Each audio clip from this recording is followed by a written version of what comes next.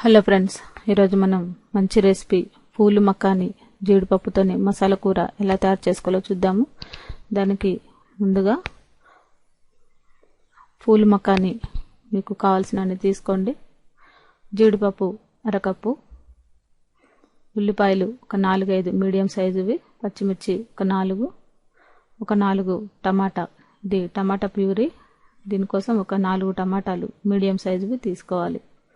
ముందుగా మనం ఒక 2 స్పూన్ల ఆయిల్ వేసి జీడిపప్పు అలాగే ఈ పూల్ మకానీని కొద్దిగా దోరగా ఫ్రై చేసుకోవాలి.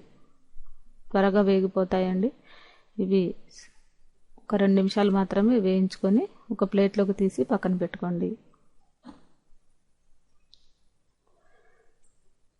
ఈ ఆయిల్ అంతా పీల్చేసుకుంటుంది. తర్వాత మరికొంత ఆయిల్ వేసుకొని ఒక 2 స్పూన్ల ఆయిల్ వేసుకొని దీంట్లో ఉల్లిపాయలు, కొద్దిగా జీలకర్ర, కొద్దిగా ఆవాలు,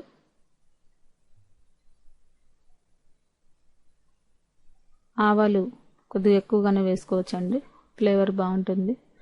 ఒక 1/2 స్పూన్ అయితే సరిపోతుంది. ఉల్లిపాయలు మీడియం సైజువి ఒక 4 తీసుకొని సన్నగా కట్ చేసి వేసుకోవాలి.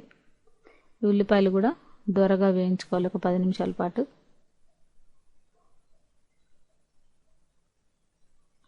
ఇవి ఎక్కువసేపు కాకుండా హై ఫ్లేమ్లో సాల్ట్ వేసేసి ఒక 10 నిమిషాలు వేగిన తర్వాత దీంట్లో అల్లం వెల్లుల్లి పేస్ట్ కూడా వేసేయండి. కొద్దిగా పసుపు కూడా వేసుకుంటే ఇవన్నీ కూడా పచ్చివాసన పోతాయి. కలుపుతూనే ఉంటే మాడకుండా ఉంటాయి. దీంట్లో కొద్దిగా కరివేపాకు కూడా వేసుకోండి.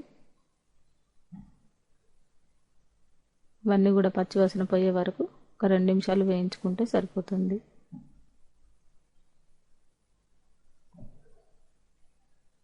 ఇది వేగడానికి టైం పడుతుందండి.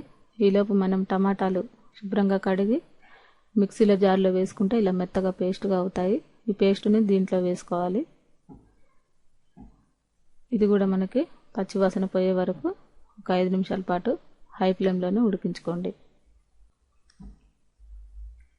కారం ఒక 2 స్పూన్లు, ఆల్రెడీ పచ్చిమిర్చి వేసాం కాబట్టి కారం సరిపోతుంది అనుకునే వాళ్ళు వేసుకోకపోయినా పర్వాలేదు, కావాల్సిన వాళ్ళు వేసుకోవచ్చు. ఉప్పు కూడా సరిపడినంత వేసుకోండి.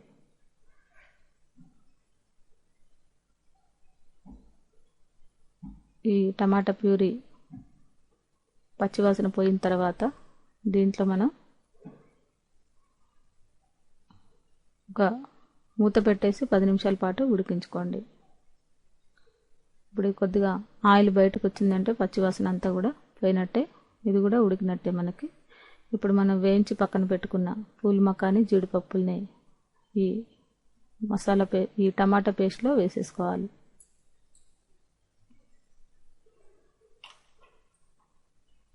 దీంట్లో మనం ఒక గ్లాసు వాటర్ వేసుకోవాలి.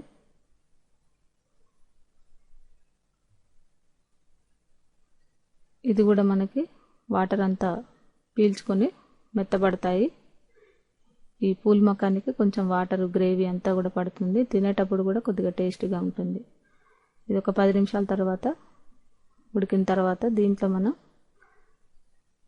ధనియాల పౌడరు అలాగే గరం మసాలా పౌడరు వేసుకొని కొత్తిమీర వేసుకొని వేడివేడిగా సర్వ్ చేసుకోవచ్చు. ఇది చాలా టేస్టీగా ఉంటుంది. ఇది రోటీలో కానీ రైస్లో కానీ చాలా బాగుంటుంది. ఇప్పుడు మనం సరిపడంత ధనియాల పౌడరు అలాగే కొద్దిగా గరం మసాలా పౌడరు